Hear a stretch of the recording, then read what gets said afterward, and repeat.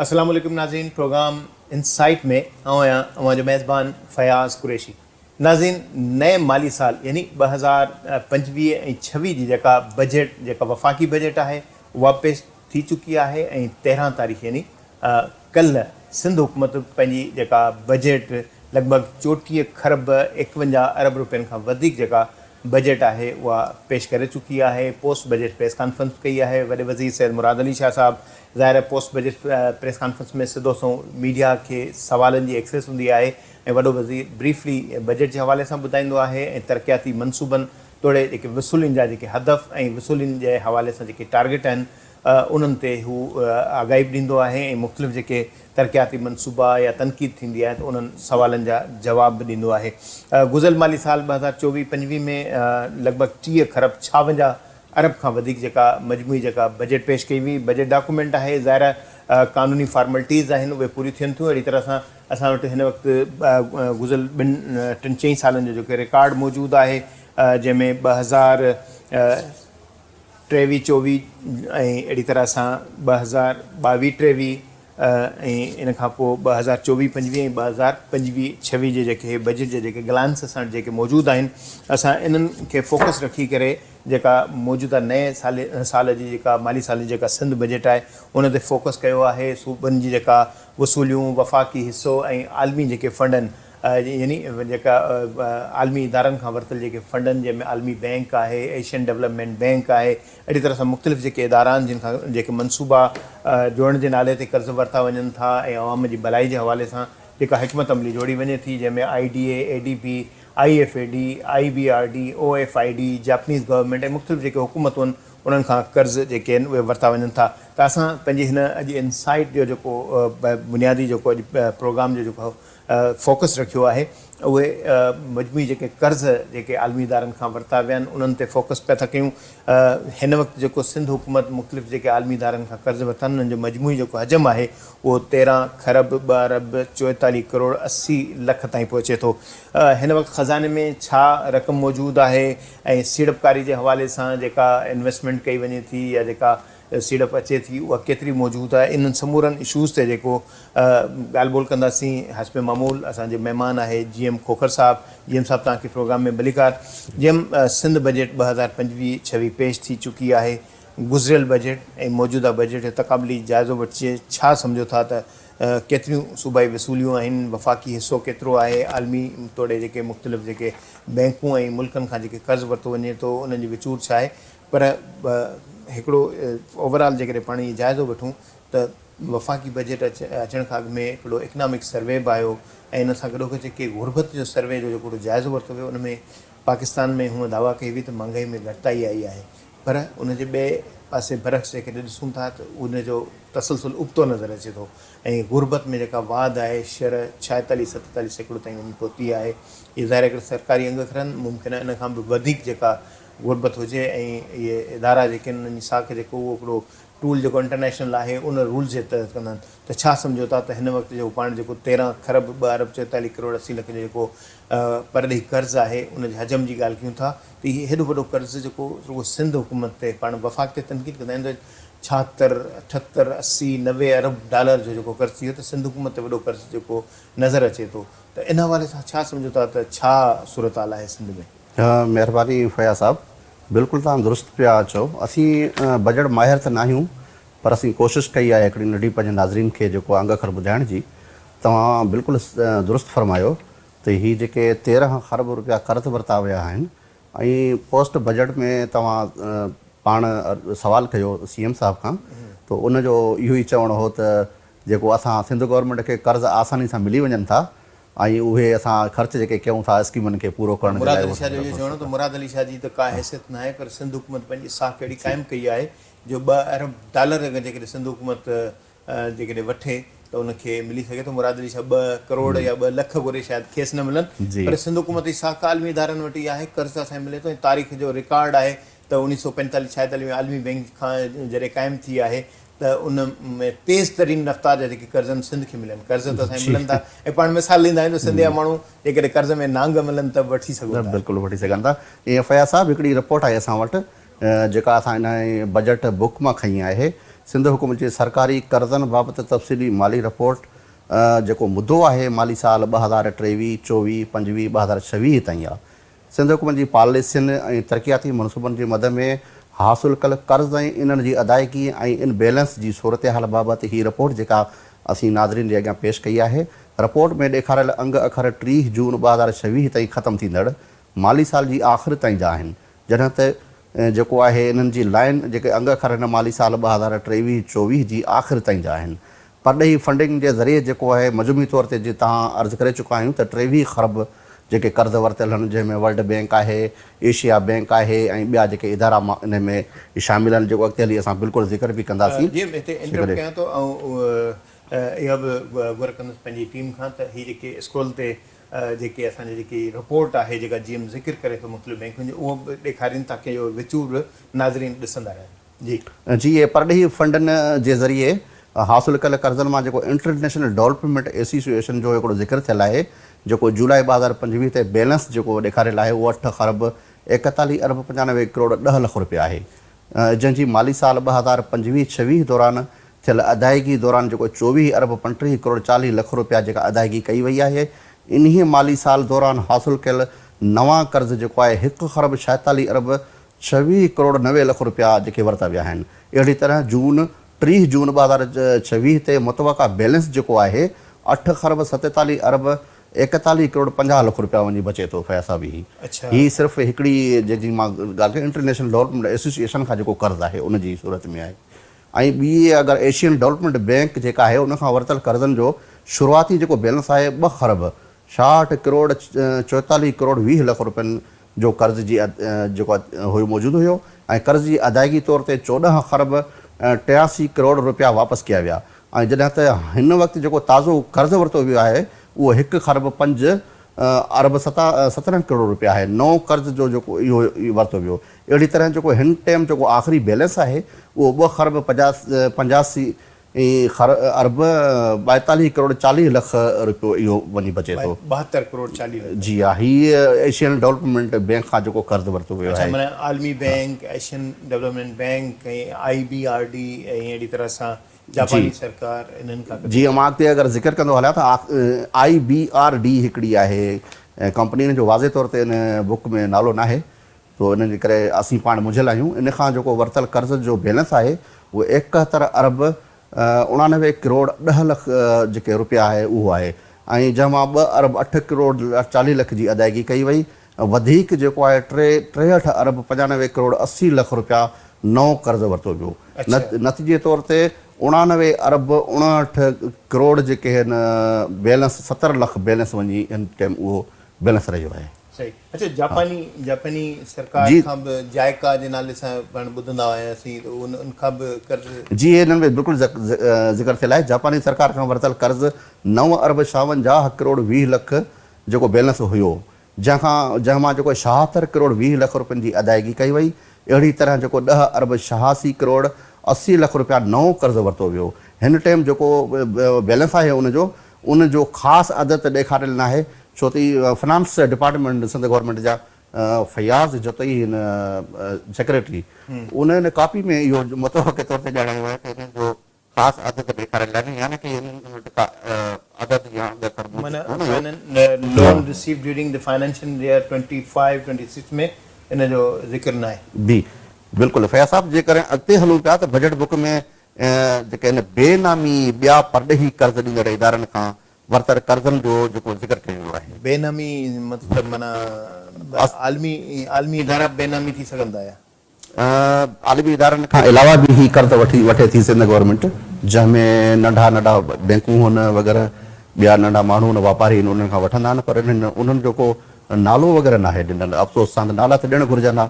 List में जेको liabilities जेको ज़िक्र आहे उहो कहिड़े हवाले इहो कर्ज़ वरितल आहे हिननि खां, त केतिरो अदर्स जी जेके अदर्स में अगरि अंग्रेज़ी में त अदरा न त असां इहो जीअं हिकिड़ो वॾो सिंध सरकार खां सवाल आहे त जेको लोन में जेके मुख़्तलिफ़ इदारा जेके IDA ADB या पाण जेके ज़िक्र करे चुका आहियूं, त ही अदर्स जे लाइ हिकिड़ो सिंध हुकूमत खां सवाल आहे त घटि में घटि इहे इंटरनेशनल लोन आहिनि। ज़ाहिर असांखे जेकॾहिं अदायगियूं कयूं था, वसूलियूं कयूं था, त FBR में रिकॉर्ड अचे थो, फाइनेंशियल ट्रांजेक्शन थिए थी, ऐं अगरि जेकॾहिं आलमी इदारनि खां ट्रांजेक्शन थिए थी त जेकॾहिं अदर्स में एकॾे अचे थो त इहो हिकिड़ो माना डिफरेंट हिकिड़ो क्वेश्चन पैदा थिए थो त जी अदर्स छा आहे? जी फैज़ साहब, इन अदर्स खां 54 अरब 10 करोड़ 40 लख रुपया जेके वरिता विया आहिनि।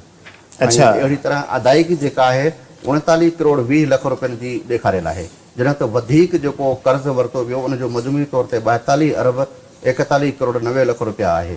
हिन वक़्तु इन कर्ज़ु जेको आहे बेनामी नालनि सां, उहो कर्ज़ु हिन वक़्तु जेको रहियो आहे 86 अरब 38 करोड़ यानी 30 लख रुपया। 42 अरब वरितो वियो आहे ऐं ॿीण खां वधीक थी वियो, यानी 10 मुंहिंजे ख्याल में 2% वञी थींदो, माना 86 जेको उहो अरब थी चुको आहे। जी फैज़ साहब, इनखे में को शक ई कान्हे त सिंध गवर्नमेंट जेका आहे न कर्ज़ु वठण जी तमामु घणी माहिर निकिती आहे। जेको सीएम साहब ज़िक्र कयो आहे त बिल्कुलु उन ते जेको पाण ज़िक्र कयोसीं त नांग बि जेकॾहिं वठणु चाहियूं, बिल्कुलु बिल्कुुल।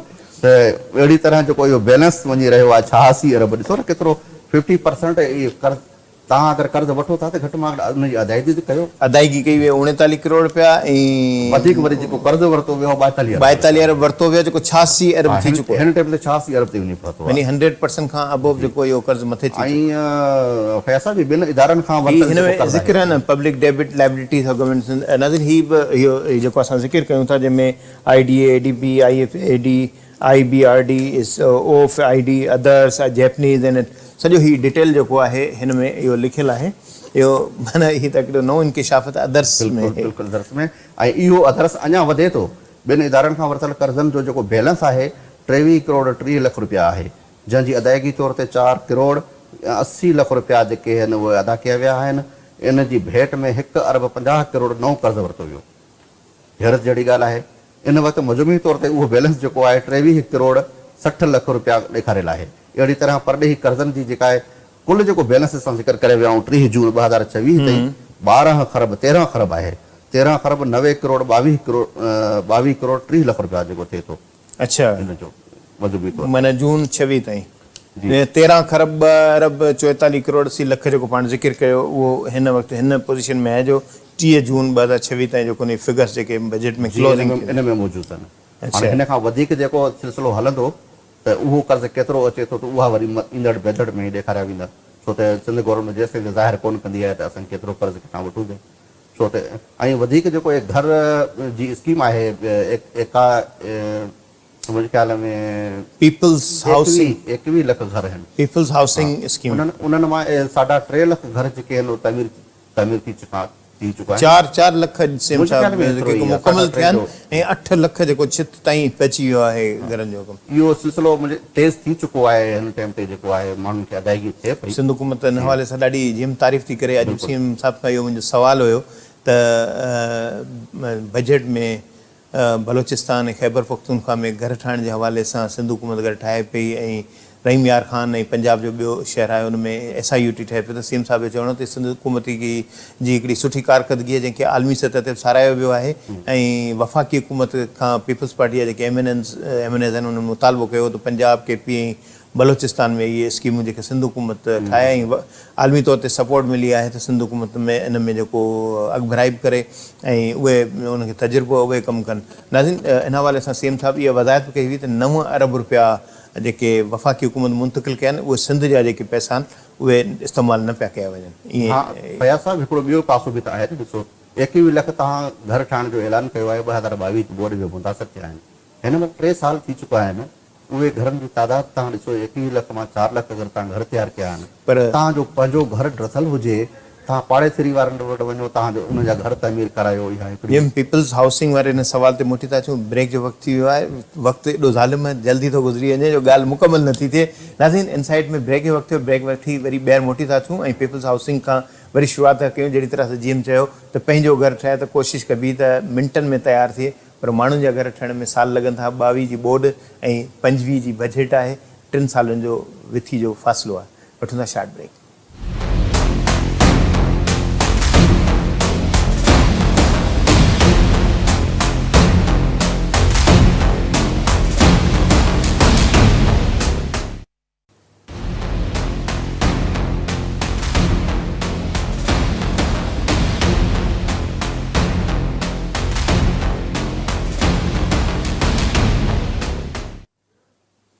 इनसाइट में ॿीहर भली कार ॻाल्हि ॿोल कई थी थिए त सिंध हुकूमत पारां वॾे अंग में जेको कर्ज़ु हासिलु कयो 13 खरब अरब रुपयनि खां वधीक जेको रुॻो परॾेही जेको कर्ज़ु आहे ॻाल्हि उतां खां शुरू कईसीं त जेको घर ठाहिण जे हवाले सां जेको 30 जून 2026 ताईं लॻभॻि 12 अरब 22 करोड़ 50 लख रुपयनि जो जेको कुल जेको बैलेंस आहे हिन में ज़िक्र आहे ऐं पीपल्स हाउसिंग सेल जे तहत बहरहाल मुराद अली शाह साहिब जी त इहा दावा आहे त नेपाल में 5 सालनि में 8 लख घर उन्हनि ठाहिया हुया पर सिंध हुकूमत तेज़ तरीन कमु कयो आहे ऐं 4 लख घर ठाहिण माना हिकिड़ो वॾो टारगेट ऐं आलमी बैंक हुनखे सारायो आहे सुठी ॻाल्हि आहे जेकॾहिं सुठो कमु हुजे त हुनखे साराइणु घुरिजे पाण कर्ज़नि जो बि ज़िक्र कयूं हाणे हिन खज़ाने में छा सूरत हाल मौजूदु आहे छा वसूलियूं आहिनि इन ते कुझु ॻाल्हि ॿोल कजे प्रोग्राम जो वक़्तु ॾाढो तेज़ थो उॾामे जीअं जी बिल्कुलु फैज़ साहब हीअ रिपोर्ट आहे असां वटि सरकारी खज़ाने में जेके मौजूदु नक़द रक़म आहे बैंक जी बैलेंस बाबति जेका आहे रिपोर्ट आहे माली साल 2023-24 स्टेट बैंक जी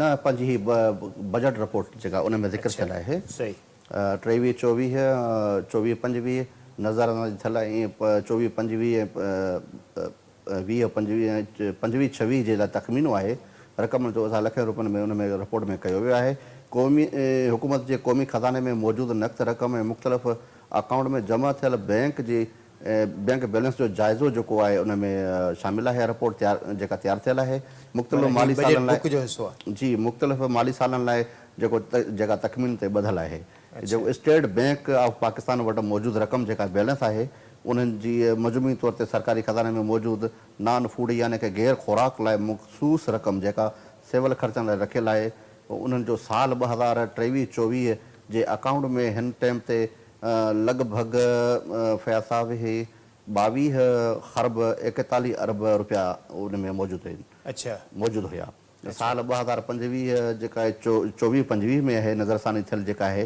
उन में 24 खरब 74 अरब खां वधीक रुपया जेके उहे रखियल हुया साल 2024-25 जी बजट तख़मीनो जेको हुयो उहो 24 खरब 72 अरब 87 करोड़ लख रुपया उन में रखियल हुया ऐं ज़िक्र कंदा हलूं उहा वाध थी आहे हिननि में बिल्कुलु ऐं 25-26 जी बजट जो तख़मीनो जेको आहे हिन टाइम स्टेट बैंक वटि जेके आहिनि उहे मौजूदु हलिया वेंदा बजट जी मंज़ूरी खां पोइ 27 खरब 20 अरब 15 करोड़ 86 लख जेके रुपया आहिनि अच्छा अहिड़े टाइम ते इन हिसाब सां जेके स्टेट बैंक वटि मौजूदु सरकारी रक़म जो जेको मजमूई बैलेंस उहो जेको मौजूदु आहे उन में जेको आहे वॾो हिसो जेको आहे नॉन फूड अकाउंट में रखियलु आहे जेको असां अॻ में ज़िक्र करे चुका आहियूं माली सालनि दौरान अकाउंट में का बि रक़म मौजूदु न आहे यानी साल 2023 खां जेको असां ज़िक्र कयो आहे इन में किथे बि उहा बैलेंस इन टाइम मौजूदु न आहे स्टेट बैंक वटि इन माना कंहिं खाते जी बि मौजूदु न आहे जी न इन में अगरि अॻिते हलूं पिया त इन में हिकिड़ो ज़िक्र थियल आहे इन में 2023-24 जी उन में सरकारी जे मुख़्तलिफ़ मौजूदा बैलेंस जो जेकॾहिं उन में जाइज़ो वठिजे त उन में साल 2023-24 में जेको आहे 20 लख रुपया जेके आहिनि मौजूदु आहिनि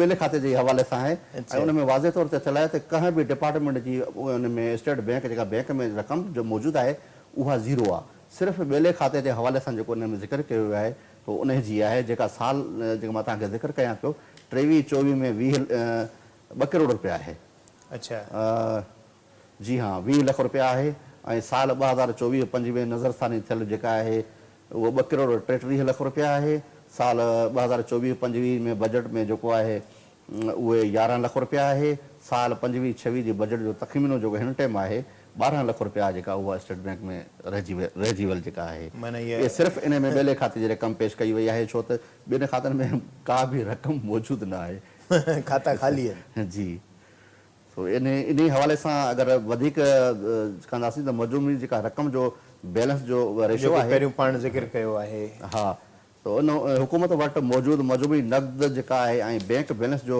तफ़सील जेको आहे उहो हिन सालाना तौर ते ॾिनल आहे जंहिंमें 2023-24 में 22 खरब 41 अरब रुपया साल 2023-24 में नज़र थियल रक़म 24 अरब जेको असां ज़िक्र करे चुका आहियूं इहा हिन टाइम ते मौजूदु आहे माना जेकॾहिं 2025 बजट में मजमूई रक़म जेकॾहिं जाइज़ो वठंदुसि रुॻो 27 जेको लख रुपया जेको मौजूदु आहिनि उहो ॿेले खाते जा वक़्तु आहे कोन तव्हांजे हिसाब सां त सिंध हुकूमत पारां 100 माली सालनि में केतिरनि ई फंडनि ऐं सीड़पकारी स्कीमनि ऐं बैंकनि डिपॉज़िटनि में अरबें रुपयनि जी मालियत रखियल आहे, पर इन्हनि मां वाक़ई तौर ते जेको आहे आवाम जी बहितरी लाइ कुझु बि नज़र न आयो आहे। असांजो जाइज़ो आहे इहो त कुझु बि नज़र न आयो। केतिरा ई फंड सिर्फ़ु कागज़नि ताईं महदूद रहिया, बैंक डिपॉज़िट सिर्फ़ु दिलचस्पी ते रखिया विया, जॾहिं त असुलु फ़ाइदो सियासी तबिके या ब्यूरोक्रेसी ताईं महदूद रहियो। सीड़पकारी इन्वेस्टमेंट जो बि हिकिड़ो कंपोनेंट आहे जंहिंमें सिंध हुकूमत कंदी, जहिड़ी तरह सां मुलाज़िमनि जी पघारुनि जे GP फंड कटियो वेंदो, उहा सीड़प थींदी आहे ताकी हुकूमत जो जेको माली बोझ आहे उहो डाइवर्ट थी हुन में घटिताई अचे। जी फैसा इन में ज़िक्र थियल आहे हिकिड़ो सेंथ सोशल रिलीफ फंड, जंहिंमें जेको आहे सीड़पकारी कई वई आहे इन जी। उन 53 अरब 56 करोड़ 85 लख रुपया रखियल हुया, पर इन्हनि मां सिर्फ़ु 3 अरब 86 करोड़ 43 लख ख़र्च थियल ॾेखारिया विया, यानी अवाम लाइ इस्तेमालु न थी सघिया। पेंशनर्स फंड में 1 खरब 24 अरब 99 करोड़ 63 लख रुपया जेके आहिनि महफ़ूज़ हुआ, जिन मां सिर्फ़ु 30 अरब 86 करोड़ 70 लख रुपया इस्तेमालु थिया। बाक़ी रक़म बैंक में सूद लाइ पियल रही। अहिड़ी तरह तइलीमी फंड में 6 अरब 46 करोड़ 90 लख रुपया ख़र्च ॾेखारिया विया, पर तालीम जे मैदान में का बि ख़ासि तरक़ी नज़र न आई। स्कूल बंदि, उस्ताद गैर हाज़ुर, इमारतूं ज़बून हाल, बजट किताब में गैर ज़रूरी ऐं गैर पधरी सीड़पकारियूं। हींअर ताज़ो जेको इकनॉमिक सर्वे आयो उन में जेका पहिरीं नंबर ते जेका एजुकेशन जी सूरत हाल हुई, उन में हिकिड़ो कंपोनेंट हुयो जंहिंमें पंजाब हुकूमत 98% ते जेका सर्वे ॾेखारियल हुई, जंहिंखे ताज़ो इहो सवाल बि थियो पोस्ट बजट में त CM साहिब जो चवणो त तव्हां उनजो जेको मुतालियो नाहे कयो, छाकाणि जो ज़ाहिर कंहिं दोस्त सहाफ़ी सवाल कयो त उनखे CM साहिब जो चयो त ही जेको जाइज़ो आहे 2019-20 ऐं 22 जो आहे, यानी 3-4 साल पुराणो आहे। 2022 में ॿोॾ अची चुकी आहे, इन करे सिंध जी अस्पतालूं तबाह थियूं, उते बिजली जो मसइलो जेको आहे उहो बि ज़ाहिर यकीनन उते बिजली बि न आहे, ऐं सिंध में हुअं ई बिजली त आहे कोन। जहिड़ी तरह सां हेस्को सेप्को जो वॾे ज़िक्र कयो त हेस्को ऐं सेप्को जेको सिंध हुकूमत ख़रीद करण जे हवाले सां ॻाल्हियूं ॿोलियूं हलनि पियूं वफ़ाक़ सां, ऐं खेनि इहो यकीन आहे त उहो सूबाई हुकूमत हलाईंदी, पर उनखे पब्लिक प्राइवेट पार्टनरशिप त हलंदो, उन में अञा ज़ाहिर डिगो प्रोसेस आहे, टाइम लॻंदो। त हीउ जेको तव्हां जेको ज़िक्र कयो जंहिंमें सेंथ सोशल रिलीफ फंड में 53 अरब, अहिड़ी तरह सां मुख़्तलिफ़ जेके पेंशनर्स फंड में 1 खरब 24 अरब रुपया, हुकूमत ई चवंदी आहे हर साल हिन साल 8% जेको पेंशन वधाई पई थी वञे, त हीउ जेको 1 खरब 24 अरब रुपया त ज़ाहिर हुकूमत खे उनजी रनिंग बिज़नेस मां पैसा बि त प्रॉफिट बि त हासिलु थींदो हो न। बिल्कुलु फयासा बि इहो प्रॉफिट जो ई चकर आहे जेको हिते अवाम ताईं जेके सहूलियत जी फुक़दान आहे न, उहो उनजो प्रॉफिट हूंदो आहे। पर मूंखे हीउ बजट जेको बुक आहे हिन में वॾो वज़ीर ख़ुदि बि ईअं चए थो त हिन में जेका शइ प्रिंट थींदी आहे उहो एज़ इट इज़ हूंदी, छाकाणि जी असेंबली पास कंदी आहे, त पोइ इन में ईअं फार्जरीज़ थी सघे थी, पॉसिबल आहे? फयासा बिल्कुलु थी सघे थी, ऐं असां रिपोर्ट करे चुका आहियूं त नंढड़ी स्कीम में बि जेके आहिनि उहे करप्शन थिए थी। उहो करप्शन कहिड़े तरीक़े सां थिए थी तव्हांखे ख़बर आहे। रोड सेक्टर में तव्हां वञो त रोड 7 दफ़ा हिकिड़े 6 महीननि में, तव्हांखे यादि हूंदो चांडियो साहिबु हुयो PAC जो चेयरमैन, गुलाम क़ादिर चांडियो, उन वटि हिकिड़ी स्कीम जे हवाले सां चीफ इंजीनियर खे उन तलब कयो हो। उहो उनजी पंहिंजे ॻोठ जी स्कीम 8 किलोमीटर जी, उन जॾहिं उहो रिकॉर्ड कढियो त उहो 4 दफ़ा रोड ठहियलु हुयो 6 महीननि में, हालांकि रोड टुटल हुयो। रोड उते जो उते ज़मीनी हक़ीक़तूं 4 दफ़ा फंड रिलीज़ थिया, उहे हड़प थी विया। तो इहे वॾियूं स्कीमूं जेके आहिनि उन वॾा उन्हनि में गोबियूं लॻनि थियूं, ऐं ऑडिट रिपोर्ट जो असांखे ज़िक्र करे चुका आहियूं त ऑडिट अमलदारनि बि उनजी निशानदी कनि था। वॾे सतह ते कोन थिए थी, पर जंहिं सतह ते बि थिए थी त उहा करप्शन। रोड सेक्टर जी पाण ॻाल्हि कई थी, पर पाण एजुकेशन जो मुख़्तलिफ़ ई जाइज़ो वठंदे ॾिसंदा आहियूं त हिन वक़्तु सिंध हुकूमत हिकिड़ो इनक़लाबी क़दम जी दावा पई थी करे त स्कूल सतह ताईं बजट मुंतक़िली थींदी। इहो क़दम ॾाढो बहितरीनु आहे मुंहिंजे ख़्याल में। इन हवाले सां स्कूल जेका आहे तरक़ियाती हवाले सां जेको कमु कनि था, उन अमलदार सां असांजी गुफ़्तगू थींदी रहे थी। इहो सिधो जेको फंड वञे पियो न, इहो ॾाढो बहितरु तरीक़ो आहे। मुंतक़िल थींदो इहो सिधो न हेड मास्टर जे अकाउंट्स में वेंदो, हेड मास्टर जे अकाउंट्स में वेंदो, उन मां हू फर्नीचर वठंदो, उन में स्कूल जी जेका आहे रंग रोगन थींदी। पहिरीं फर्नीचर जो इशू हूंदो, SMC फंड ॿिया टाइम मिलंदा तॾहिं कोन थींदो। हिन जे लाइ हिकिड़ो डायरेक्टोरेट जे तहत जेको प्लान जेको आहे, मुंहिंजे ख़्याल में गुज़िरी पाण में कचहरी बि कई हुई, इहो पाण ज़िक्र कयोसीं त अलमारियूं ख़रीद करणु, ॿिया टे अनंद पैसा था थियनि, स्कूलनि खे अलमारियुनि जी ज़रूरत आहे छा? माना चाक जो हिकिड़ो बक्सो रखण जे लाइ, हिकिड़ो रजिस्टर रखण जे लाइ अलमारी, मुंहिंजे ख़्याल में हाणे उहो अलमारी ख़तमु कई वई आहे। अच्छा। अॻे बि अलमारी हूंदी हुई। फर्नीचर जेको आहे डायरेक्ट वेंदो हाणे या ख़रीद कंदो? हाणे डायरेक्ट जी ज़िले लेवल ते आहे न, हाणे हू भॼणो पवंदो। फयाज़ साहिब हिन सां इहो थींदो त जेका कमीशन ॾियणी पवंदी न 3 माण्हुनि खे विच ते, उहा कटिजी वेंदी। माना हाणे जेका फर्नीचर जी जेका ख़रीदारी थींदी उहो कहिड़े पासे मुंतक़िल थींदी? फर्नीचर जी डायरेक्ट ठेकेदार ॾेई वेंदी। डायरेक्ट ज़िले लेवल ते ऑफिसर जेको हूंदो उहो ठेकेदार ॾेई वेंदो। ठेकेदार उते पहुचाईंदो स्कूल में फर्नीचर खे, ऐं फर्नीचर बाक़ाइदा सां उनजी जेका आहे तस्वीर कढंदो। उहा तस्वीर उते ईंदी। उन कमेटी जेका आहे स्कूल कमेटी हूंदी आहे ॻोठ लेवल ते या तव्हां मोहल्ले लेवल ते खणी वञो, त उहो उन्हनि खां सैनियूं वरितियूं वेंदियूं, बाक़ाइदा सां उते पहुचंदो।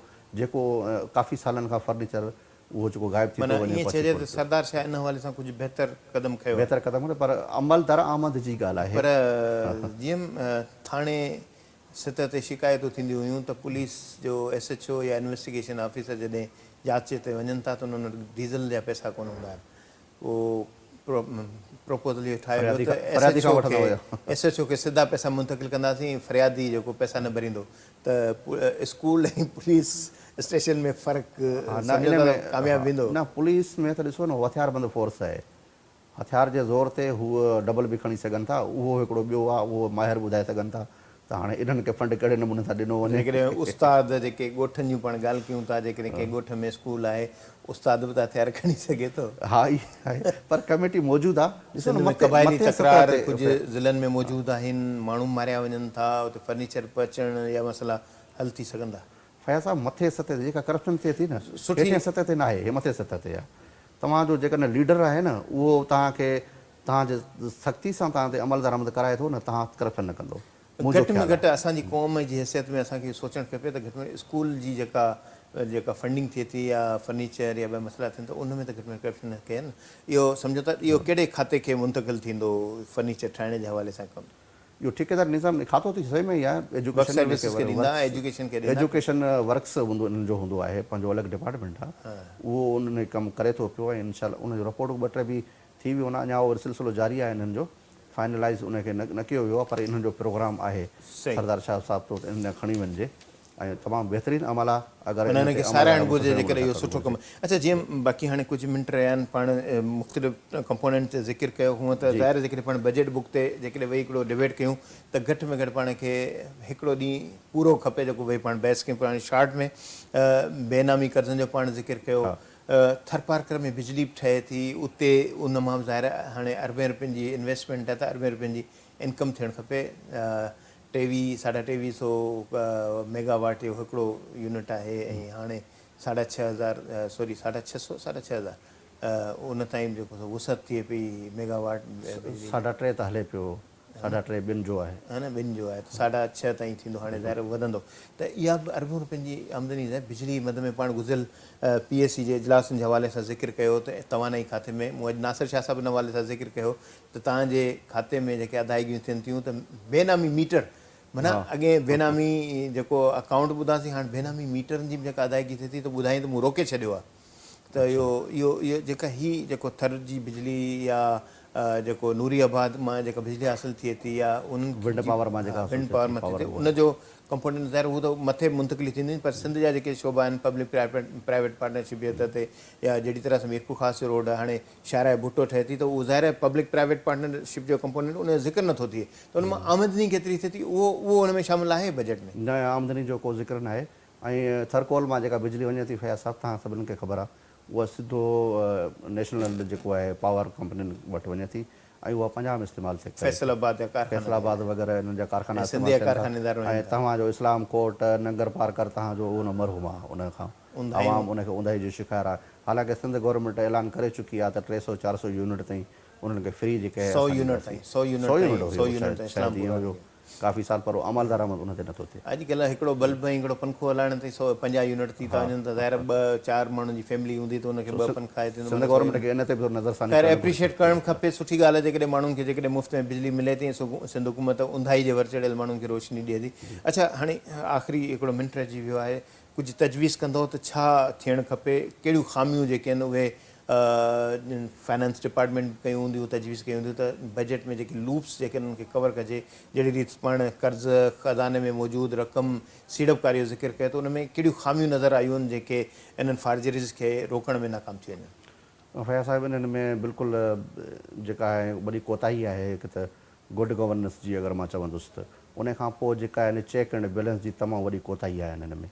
तव्हांजा जेके ऑडिट डिपार्टमेंट आहे उन्हनि जूं कोताहियूं साम्हूं अचनि थियूं। बल्कि ऑडिट डिपार्टमेंट जे हवाले सां बि इल्ज़ाम लॻनि था त उहे बि ॾे वठ वारो कमु था कनि। मुंहिंजे ख़्याल में त इहा जेका ऑडिट आहे ऑडिट में जी GIT नमूने सां ठहंदी आहे न, अहिड़े नमूने सां ऑडिट थियणु घुरिजे जंहिंमें जुडिशियल साइड मां बि हुजनि माण्हू ऐं सिविल सोसाइटी मां बि हुजनि माण्हू ऐं सिंध गवर्नमेंट में बि हुजनि ऑडिट अमलदार पाण हुजनि। इंसानी मामलनि में न पवंदासीं। उहा ॻाल्हि आहे, जीअं इहा हाणे मुंहिंजी वक़्तु तजवीज़ जेको आहे। इजाज़त नथो ॾिए पाण मुख़्तलिफ़ कंपोनेंट ते ॻाल्हि ॿोल की कोशिशि कईसीं त नंढे नंढे हुन में पैमाने ते इन शयुनि खे शामिलु कयूं। बहरहाल पाण जेकॾहिं तरजीही तौर ते जेकॾहिं जाइज़ो वठूं था त हर माण्हू इहा ॻाल्हि कंदो आहे त जॾहिं सखर क्रॉस कंदा आहियूं त असांखे पंजाब ख़ूबसूरत नज़र ईंदो आहे, रोड नज़र ईंदा आहिनि, वणकारी नज़र ईंदी आहे, पर बदकिस्मती सां सिंध ईंदा आहियूं। ज़ाहिर NH वफ़ाक़ी इदारो आहे ऐं उन ते आङुर कजे थी ऐं ज़ाहिर सिंध में पीपल्स पार्टी जी हुकूमत आहे त पीपल्स पार्टी अगरि जेकॾहिं दावत करे थी, रोड नेटवर्क ठाहियो आहे, स्कूलूं ठाहियूं आहिनि, घणो कुझु कयो आहे, अस्पतालूं तमामु बहितरीनु आलीशान आहिनि जो सारायो पियो थो वञे। हाणे असां पंजाब में SIUT ठाहियूं था त ज़मीनी हक़ीक़तूं जेके आहिनि उहे मुख़्तलिफ़ हुजनि थियूं ऐं तालीम, सिहत, तवानाई, इंफ्रास्ट्रक्चर समेत मुख़्तलिफ़ जेके शोबा आहिनि। जहिड़ी तरह सां तव्हां ॿिए खाते जो बि ज़िक्र कयो, अकाउंट में स्टेट बैंक जा पैसा पिया आहिनि त ऑडिट डिपार्टमेंट जेको उनखे बहितर करण जी ज़रूरत आहे ऐं जेके बेज़ाब्तियूं जेके आहिनि उहे बि जारी आहिनि त उनखे रोकियो वञे ताकी जेको आवाम जो जेको पैसो आहे उहो आवाम ताईं मुंतक़िल थिए ऐं डेवलपमेंट जंहिंमें जेको ख़ासि तौर ते कमीशन कल्चर आहे उहो हिकिड़ो वॾो अज़ाब बणियल आहे। यानी 100% रक़म जारी थिए थी त उन मां 60% कमीशन जे वर चढ़े थी ऐं बाक़ी ठेकेदार ऐं जेको ज़मीन ते मौजूदु जेको मनसूबो ऐं वरी 4 मनसूबा जेके आहिनि उहे ग़ुलाम क़ादिर साहिबु पलीजो चांडियो साहिब जे बकौल त संदसि ॻोठ में 6 महीननि जे अंदरि जेकॾहिं रोड ठहनि था त इहो हिकिड़ो वॾो असां निशानदेही कयूं था ऐं ज़ाहिर हुकूमत बहितरी जे हवाले सां जेकॾहिं कुझु क़दम खणंदी त उनखे साराइबो, अगरि जेकॾहिं ख़राबी हूंदी त उन ते तनक़ीद बि कबी ऐं ॿुधाइबो त इन में बहितरी कई वञे। प्रोग्राम जो वक़्तु पुॼाणी त पतो इजाज़त ॾींदा अला भाई।